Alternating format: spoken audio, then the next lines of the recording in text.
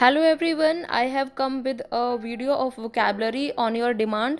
Comment box में किसी ने डिमांड की थी कि आप कॉम्पिटिटिव एग्जाम्स के लिए vocab लेके आइए.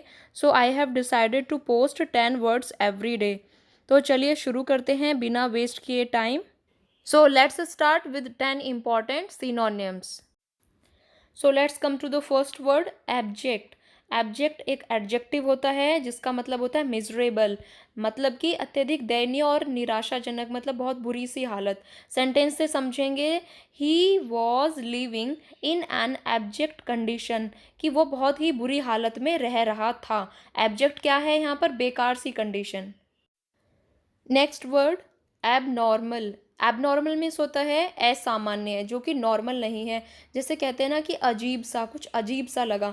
Unusual, abnormal, uncommon, rare, strange.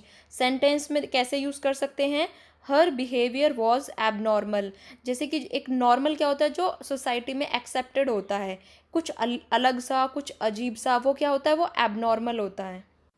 Next word, abrade. Abrade means wear away, जिसको हम हिंदी में कह सकते हैं नष्ट करना या फिर घिसना.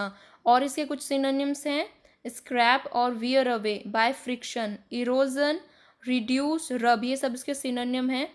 जैसे कि ropes abraded by the rocks were a huge danger to the climbers.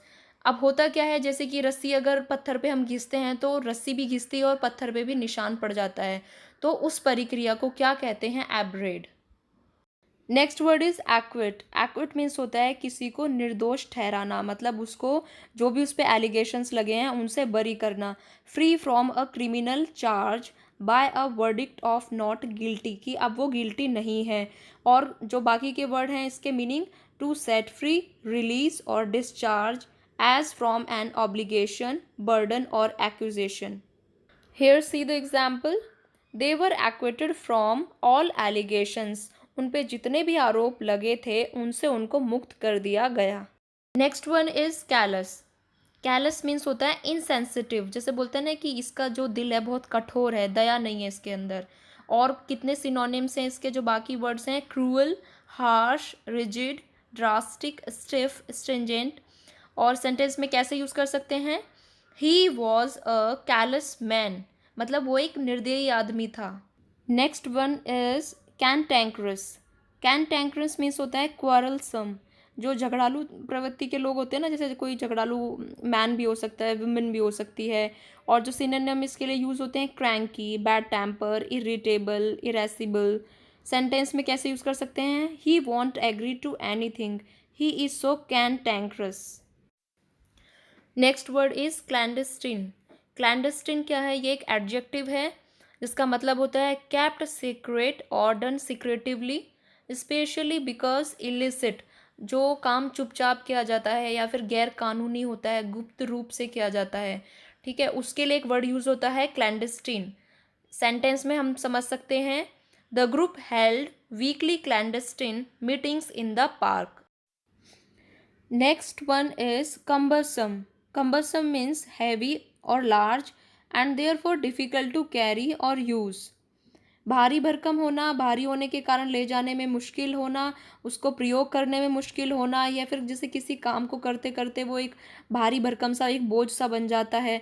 ठीक है, जैसे कि एग्जाम्पल से समझते हैं, the application process is cumbersome and time consuming. ठीक है, तो इंग्लिश में क्या होता है कि कुछ वर्ड ऐसे होते हैं जिनके बहुत सारे मीनिंग होते हैं, वो बहुत अलग अलग तरीके से वो यूज हो सकते हैं. Next word is very beautiful word, that is debility. Debility means होता है फिजिकल वीकनेस. लाइक जैसे कि हम बीमार हो गए और हमारी बॉडी कमज़ोर हो गई तो वो क्या, दुर्बल हो गई, तो इसको हिंदी में कहते हैं दुर्बलता. Infirmity, weakness. ठीक है, बाकी सिनोनिम्स हैं इसके. He couldn't participate in the game due to his debility. ठीक है, तो शारीरिक कमजोरी को डेबिलिटी कहा जाता है. Now here it is your last word, that is डिनंशिएशन.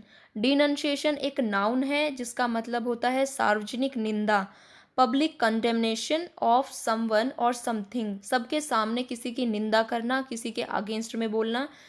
Sentence में कैसे यूज हुआ है? The attack drew strong denunciations from leaders around the world. तो इस तरह से ये 10 वर्ड्स आपके कंप्लीट होते हैं. Now you will have to tell me that which is your favourite word out of 10। मैंने 10 वर्ड्स आपको बताए हैं, ये आपको याद करने हैं, और कौन सा आपका फेवरेट है वो भी आपको कमेंट बॉक्स में कमेंट करना है, और साथ में ये भी बताना है कि एब्जेक्ट का क्या मीनिंग है। रोजाना 10 वर्ड आपको याद करने हैं। इस तरह से ये आपके एग्जाम्स में काफ़ी हेल्प करेंगे।